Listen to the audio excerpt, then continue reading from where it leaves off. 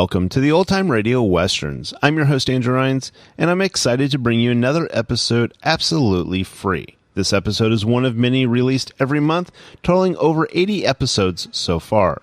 Each one is meticulously digitally restored and stored in the cloud for your convenience, a process that incurs costs. To help cover these expenses, you might hear some advertisements throughout the episode. While we do retain the original commercials for historical authenticity, you may also encounter modern ads, which help keep the lights on.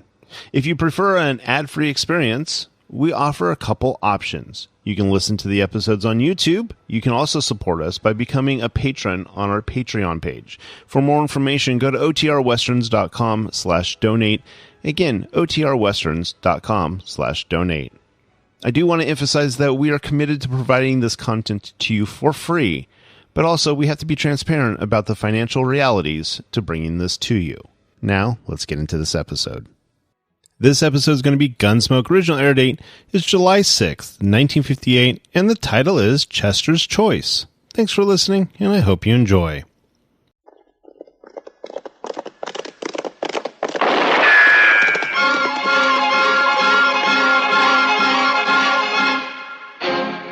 Around Dodge City and in the territory on West, there's just one way to handle the killers and the spoilers, and that's with a U.S. Marshal and the smell of Gunsmoke.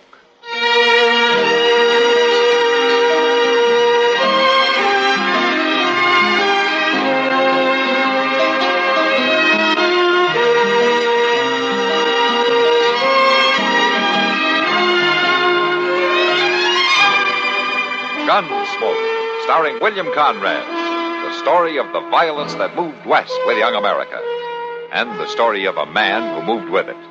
I'm that man, Matt Dillon, United States Marshal. The first man they look for and the last they want to meet. It's a chancy job, and it makes a man watchful and a little lonely.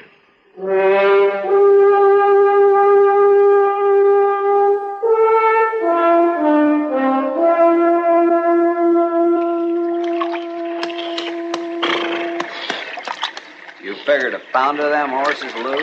Well, they're dry, Milt. Don't get them a wash. You'll be needing to move lively. Yeah. Hey, Milt, you sure about this job? What's the matter? You scared? You know better than to ask me that. Just holding up a bank right in the middle of the day. I told you, Lute, I know Dodge City. It's asleep on its feet when the sun gets high. Folks don't even rouse enough to swat flies. Come on, boss. Well, it's your game. So don't you worry. All we do is hang around like we was just trying to stay out of the sun till we wander into the bank about 3 o'clock. There won't be no trouble. You must be awful sure about the law there. We'll be out of town before that big marshal can wake up and get there. Well, I hope... What's that noise? Something in the bush down there. It's some animal, Lou. You got nerves like a woman. I'm going to look. Hey, you there. Don't you move. No. All right. Who you got, Luke? Somebody sneaking through the brush. What are you doing here, mister? I just been fishing's all. It's Chester. Oh. Hello, Milt. You been here long? Oh, dang, I don't really know. I fell asleep. A body gets mighty drowsy fishing in the sun. Look to me, you got mighty big ears. You hear us talking, Chester? I told you I've been to sleep. He's lying, Milt. He couldn't help hearing. He's been right under our feet the whole time. Mm-hmm. Lute, put down the gun. Well, we let him go. We ain't got us a Chinaman's chance. We kill him, the whole of Ford County will be out looking for him. He works for Marshal Dillon, Lute. Oh. Well, then, tie him up. Leave him here. Somebody find him sometime, maybe. Lute, it's the same thing. If he don't get back, the marshal will start looking. He might start looking just the wrong time. You can just bet he'll start looking. I'm supposed to be back there at the office at noon, and Mr. Dillon ain't want to just sit around Well, I and still wait. say our best bet is just to kill him. Now, wait a minute. And then maybe we can use him. You're a pretty good friend of the marshal, ain't you? Mr. Dillon's my best friend, and I'm proud of it. Why? You see a lot of the folks he sees, don't you? Like the doc, for instance. That woman, the one at the Long Branch. Well, I see Doc and Miss Kitty. Of course I do. What are you getting at anyway? Well, it just seems to me like maybe you wouldn't want to see nothing happen to them. Through any fault of yours, that is. Just a minute here. You wouldn't want somebody to take a shot at one of them while they was walking down the street, would you? Why, no. Of course, I wouldn't want to do it if I didn't have to. But you're the one who's going to make me decide if I have to. Now, you listen, Milt. I ain't going to have nothing to do with shooting Doc or Miss Kitty. Then you better do what I say. What you I'm trying better see that the marshal's out of town this afternoon at 3 o'clock. A good long way out of town. Why, I can't do that. You'll do it. You'll do it, or you'll have one or two dead friends. And I don't ever talk idle. Not about shooting, he don't. So it wouldn't be healthy for the marshal's friends if you was to tell them what you heard out here, you understand? Yes, sir. Reckon I do. All right. Go on now, get your horse and head back to town. And you and the marshal had better be a long way off at 3 o'clock. You ain't no good, Milt Cole. You ain't no good at all. Then just you remember that. Now get.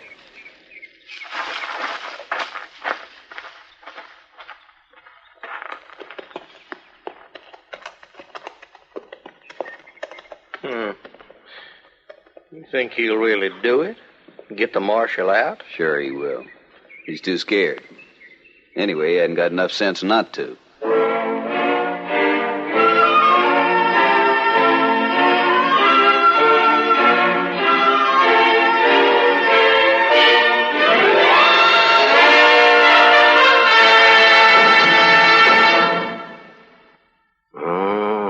A heap of things in this world could make trouble. But the meanest and orneriest of 'em all, to my way of thinking, is cancer.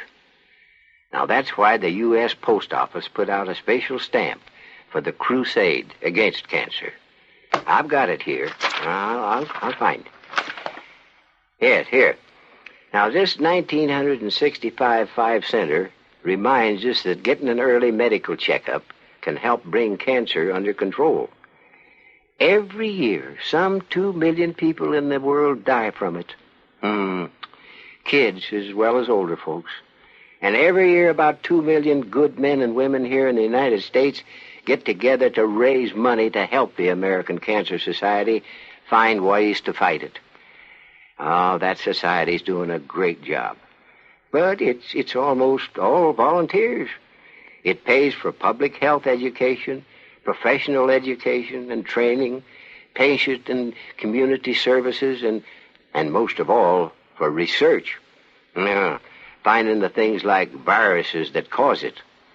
And remembering what the stamp says, early diagnosis saves lives.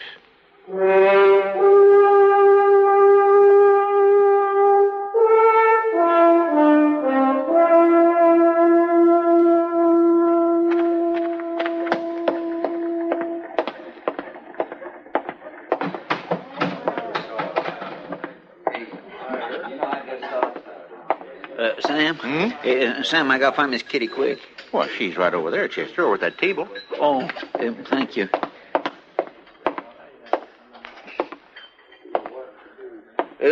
Miss Kitty? Oh, sit down, Chester. Thank you. Something wrong, Chester? You look upset. Whatever would give you an idea like that? Oh, I can't imagine. Except that you come in snorting and all red in the face. I don't know why I should think anything was the matter. Well, I sure am glad you don't think so, Miss Kitty. All right, Chester. What's on your mind? Well, I just got me a wonderful idea, that's all. And what's that? Well, see, I was thinking this would be a fine day for you and Mr. Dillon to take a ride out in the country. In the middle of summer? Well, yes, but it's real pretty out there, Miss Kitty. All them lilacs around. Oh, Chester, there hasn't been a sprig of lilac out there since spring. Not for a couple of months. Oh. Well, I bet the castor beans is blooming. They're a mighty pretty sight in castor Or not beans. to me, they aren't. They're about as poor an excuse for a flower that I can think of. Well, Miss Kitty, what... Look, getting sunstroke isn't going to do me any good, Chester. Well, but now sunstroke Chester, I'm not going out in that sun this afternoon with Matt or anyone else. And you might as well stop talking about it. Yes, how are you? Oh, here comes Doc. You ask him. Oh, hello, Kitty. Chester. Hello, Doc. Hello, Doc. Well, what are you two doing to pass the time of day? Why, Chester's trying to talk me into going out riding with Matt this afternoon. Oh, wow, right. A pretty hot day for traipsing around the country, Chester. I just thought it might maybe do him some good to get away from town for a little bit. You were just acting silly about it, Chester. Well, maybe I got a good reason for it. There's no good reason for sending folks out into the prairie sun. Yes. Well, if you was as smart as you think you are, you'd go along, too. Oh, for heaven's sakes. Don't worry, Kitty. I'll take Chester off your hands. Come on, Chester. Come on, let's have a bite of food. It's getting toward noon. Now, maybe you'll feel better after you have something to eat, Chester. Miss Kitty, food ain't got Come nothing to... on, Chester. Goodbye, Kitty. Goodbye, Doc. Some other time, Chester. Another time ain't the same thing. Well, I sure did try. Yes, it seems to me you tried too hard. Doc, I thought you folks were supposed to be my friends. You ain't got no call to act so smart alecky and stubborn. It sounds like you got a touch of the sun yourself. Where have you been this morning, anyway? Fishing. Fishing? I always thought that was supposed to calm a man down. What happened to you? Nothing. Hey, Doc. Doc, have you got somebody real sick out in the country? You driving out there this afternoon, maybe? Well, not that I know of now, but it could happen. It seems some of the biggest belly aches come on the hottest days. Sure, they do not. Now, I expect that can be mighty worrying, can't it? Well, what do you mean? All that driving by yourself. It seems a body should have some company. Oh, Chester, if you think I'm going to go back there and try to get Miss Kitty to go driving with me this afternoon, No, Doc. No, you told me yourself it wouldn't be good for Miss Kitty. I ain't thinking about a thing like that. All right, then. I was thinking it might do Mr. Dillon some good to get off with you this afternoon. Oh, now, Chester. Well, he could even help you, like lifting a sick person up or holding him down. Oh, Chester, you stop this nonsense right now. Just what is it that you've got on your mind? Nothing. You've got some reason for wanting Matt out of town. Now, is that it? No, Doc, no, it ain't nothing like that. All right. Let's hear no more about it. Now, come on in here. Come on, let's get some food. Yeah, no, I ain't got no time to eat, Doc. I'll see you later. Good, wait, where are you going? Chess?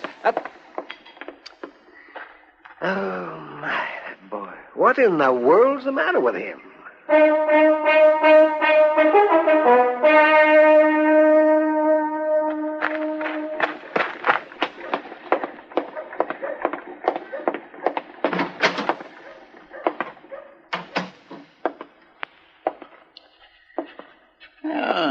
Mr. Dillon?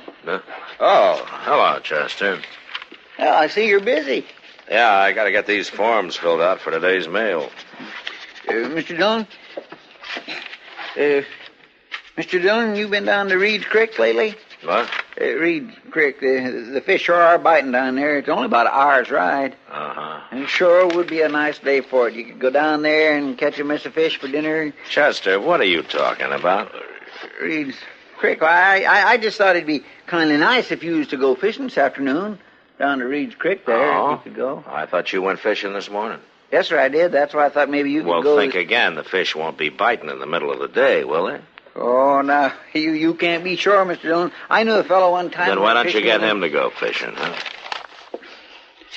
Yes, sir, Mr. Dillon.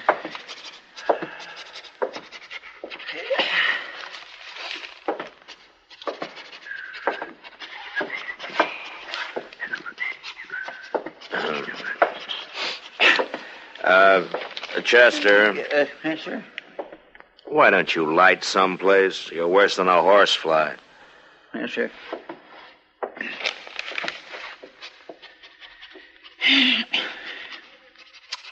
I hear they're bringing in some new stallions out to Lem Bridges' place there. New stallions out there. Mighty fine pieces of horseflesh, they tell me. Some stallions. Make a nice little ride this afternoon to go out there and see Chester. them. Yes, sir? I'm not going fishing. I'm not going out to Lem Bridges' place. I'm not going any place but to Hayes City, and I'm late right now. What'd you say? I'm going to Hayes City, and that's all. Oh, Hayes, you're going... Now, do you think maybe you might stop talking just long enough to take these envelopes to the post office for me? I gotta get going. Oh, yes, sir, I sure can, Mr. Dillon. Yes, sir, yeah, I sure can. Is it Mr. Dillon? Yes, what is it now? Mr. Dillon, I just want you to know, well, if anything was to come up while you're gone, I sure would do my best to take care of it. Yeah, sure. I don't want to worry you none. I'll handle things. Sure, Chester, I know. Reckon I'll say goodbye. All right, Chester, goodbye. Mr. Dillon, I'd kind of like to shake your hand if it's all same to you. Chester, will you get on down to the post office with those letters, will you please? Huh? Yes, sir. Yes, sir, I'm going. Bye, Mr. Dillon.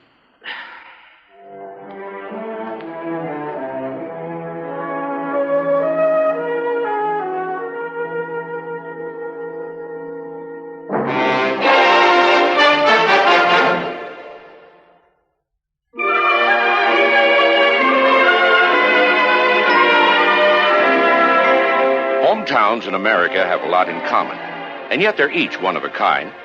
Take, for example, Phoenix, Arizona. Anyone in town will tell you of the city's fantastic growth, and most of them are part of it. One of the big points of pride in Phoenix is the Arizona State Fair, out at the fairgrounds on McDowell Road. With the new Veterans Memorial Coliseum, the facilities are greater than ever before. And those 10 days in November are part of what Phoenix anticipates in the fall. In the spring or summer, when the wind is right, there's the aroma of orange blossoms in the air. And when the wind is wrong, you're reminded that Phoenix is a cow town, too. At Central Avenue and Thomas Road, the young crowd gathers at Bob's Big Boy. Housewives frequent the malls of Park Central and Christown shopping centers. And all the while, the basin is humbled by Squaw Peak and the Camelback Mountains. But if your hometown is Phoenix, you already know this. We only wanted to remind you it's still there.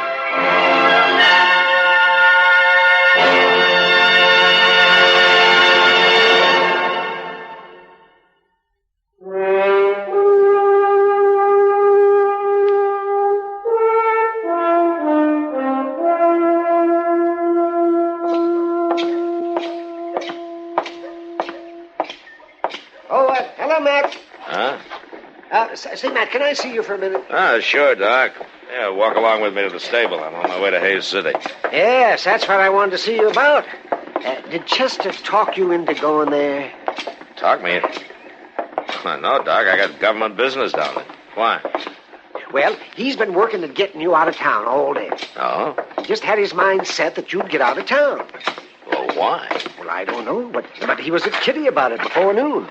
He wanted her to get you to go for a ride in the country. I bet she fixed that in a hurry. She sure did. A summer afternoon's ride somehow didn't seem to appeal to her.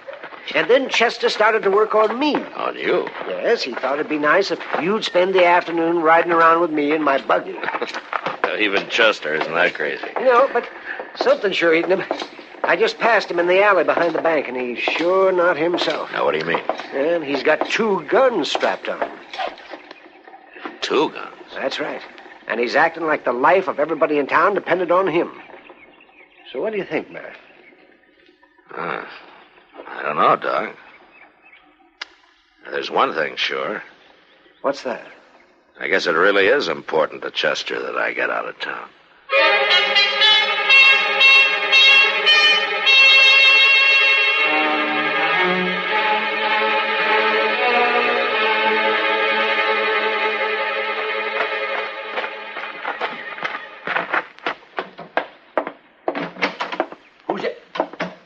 Well, for land's sake, Chester, you could scare a fella half to death, sneaking into this bank through the back way like that. I got a reason.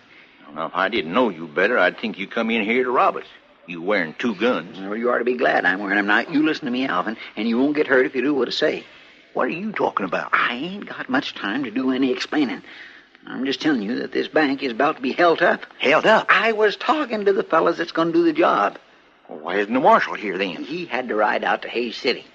You mean you knew the bank was going to be held up and you let the marshal ride out of town? I had to do it. Look, I come to take care of things. Now, you do like I say. You go right on up front there like nothing was happening, and I'll carry you from back here. I sure you hope you know what you're doing. You don't need to worry none. I got you covered. And I got you covered. Now drop them guns. Loot. Wait, mister, now. You drop them. It was real smart to get the marshal out of town. I seen him ride out. But you should have quit while you was ahead. Oh, I should have had more sense. I should have told him. Milt's out front waiting. You just stand easy till he gets in here, you hear? 'Cause I got this gun right spang in your back. I tried to be so blame smart, doggone it. I should have known. That's out front. Milt! Hit the floor, Chester! Mr. Dillon!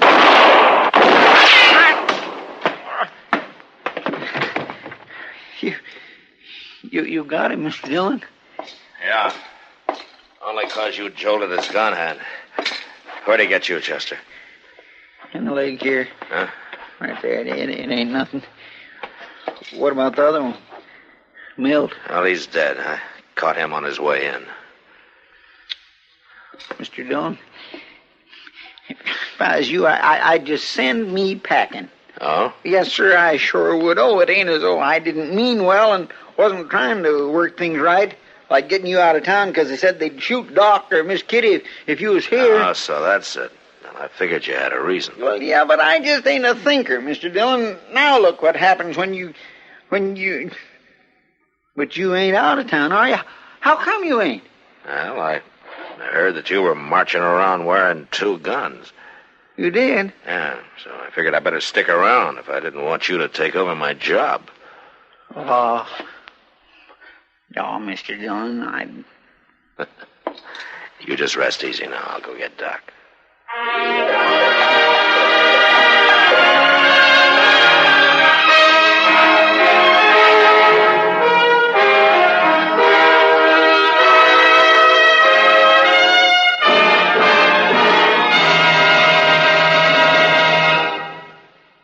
Elijah Cuddlestone, an old political character, once gave this argument on why he, and not his younger rival, should be elected senator.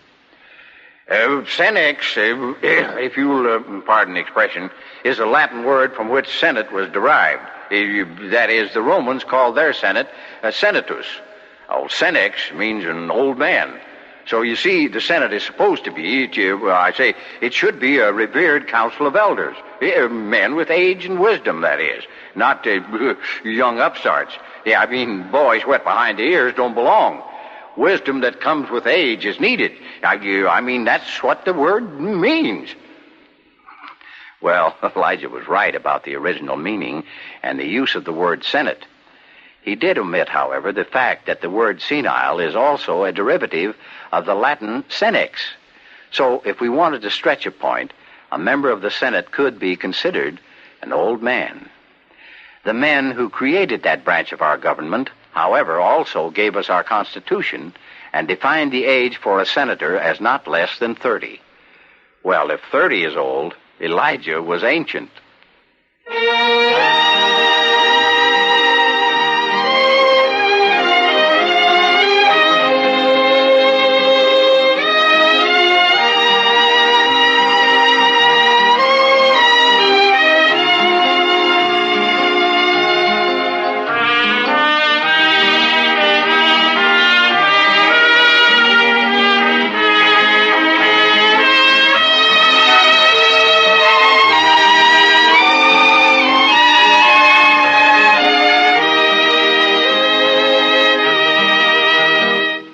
Gunsmoke, produced and directed by Norman MacDonald, stars William Conrad as Matt Dillon, U.S. Marshal. Featured in the cast were Parley Bear as Chester, Howard McNear as Doc, and Georgia Ellis as Kitty. George Walsh speaking. Join us again next week for another specially transcribed story on Gunsmoke. This is the United States Armed Forces Radio and Television Service.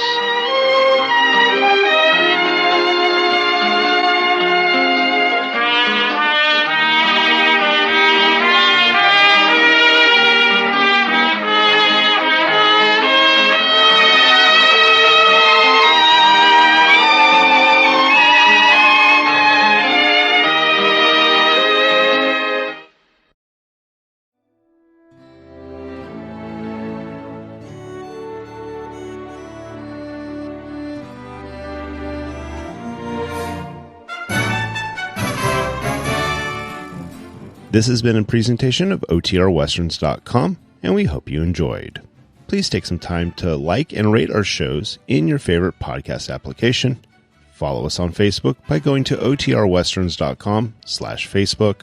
Subscribe to our YouTube channel by going to OTRWesterns.com/YouTube. And send us an email, podcast@OTRWesterns.com.